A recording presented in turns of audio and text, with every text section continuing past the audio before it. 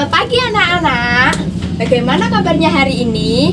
Alhamdulillah, luar biasa. Allahu Akbar.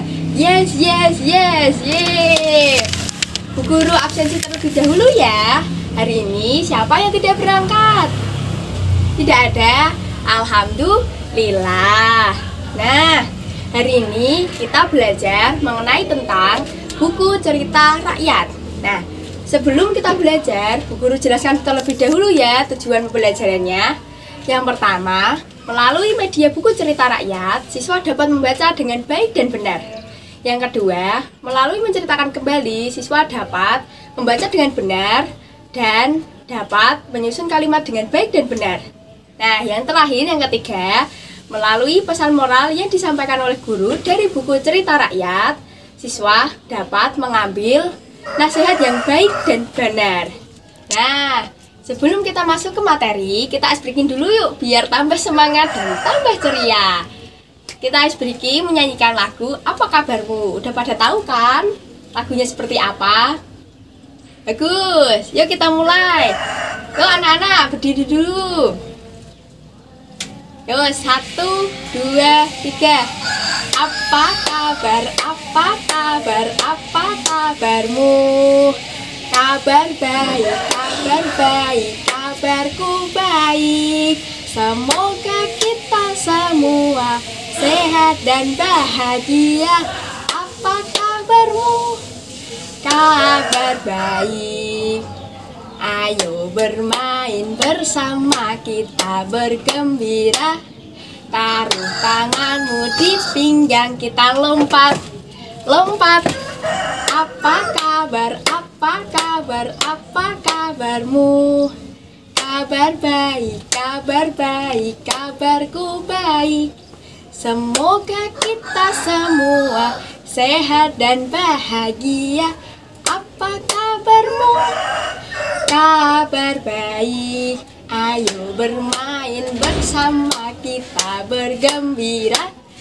Taruh tanganmu di pinggang, kita lari-lari di tempat. Hehehehehe. Yeay. Udah pada semangat kan?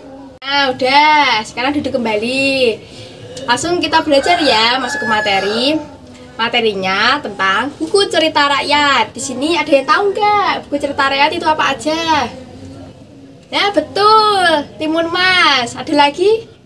Betul, Malin Kundang ya. Pintar, bagus, pintar-pintar anak-anakku. Ya. Terus Bu Guru jelaskan terlebih dahulu ya, buku cerita rakyat itu apa?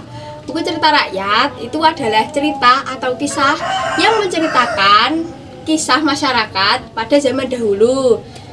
Ada 5 jenis buku cerita rakyat. Yang pertama ada dongeng, legenda, mitos, fabel, dan hikayat. Ini Bu Guru akan menceritakan tentang sebuah cerita yang berjudul tentang Keong Mas. Nah, Keong Mas itu berasal dari Provinsi Jawa Timur. Cerita ini termasuk kategori dalam dongeng. Ya, disimak baik-baik ya anak-anak. Keong Mas.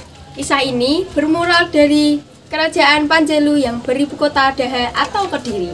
Raja Kediri mempunyai 2 putri. Yang pertama adalah Dewi Candrakirana, yang kedua adalah Dewi Ajeng. Namun sayang, sejak kecil Ibu Candrakirana ini meninggal dunia karena sakit. Raja kemudian kawin lagi.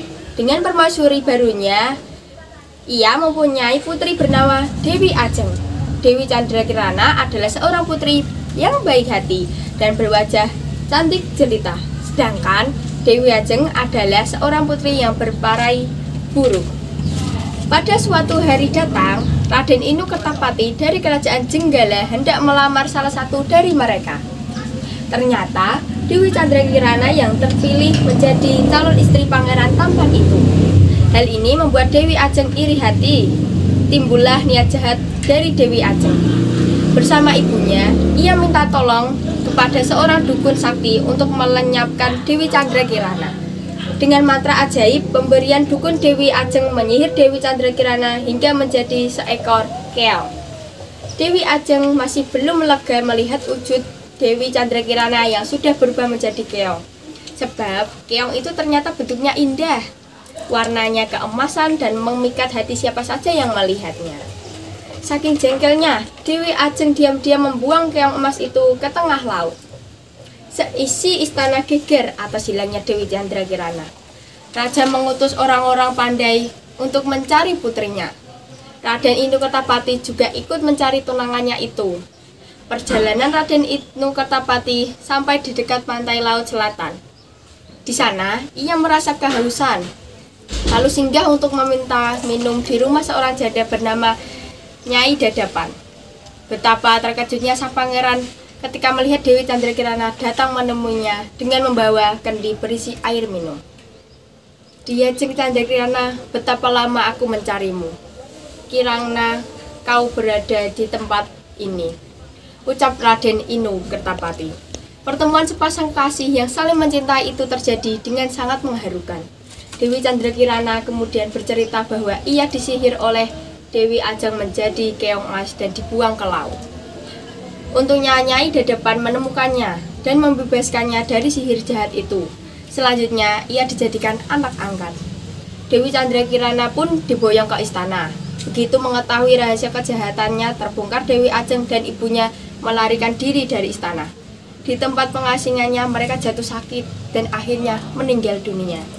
Sementara di istana Daha dilangsungkan pernikahan antara Dewi Candrakirana dengan Raden Inu-Kertapati. Upacara dilangsungkan dengan sangat meriah, seisi istana turut merasa bahagia. Tamat. Tadi kan Bu Guru udah membacakan cerita dari keong emas. Sekarang anak-anak menceritakan kembali ya. Bu Guru panggil satu-satu ya, membaca ke depan per paragraf. Yuk, dia maju ke depan. Nah, udah pada pinter-pinter membacanya. Bagus. Nah, udah selesai dari menceritakan kembali. Bu Guru jelaskan ya pesan moral yang dapat diambil dari cerita keong emas. Yang pertama itu tidak boleh iri kepada saudara atau orang lain. Terus yang kedua tidak boleh jahat. Ya, yang ketiga, kejahatan akan kalah sama kebaikan. Bagus. Selesai pembelajaran hari ini. Kesannya anak-anak gimana? Menceritakan tentang cerita rakyat. Senang? Alhamdulillah. PR hari ini, besok membawa satu buku cerita bebas tentang cerita apa aja, entah dongeng, fabel, atau legenda. Dibawa, terus kita baca bareng-bareng gitu ya. Udah paham? Nah, udah.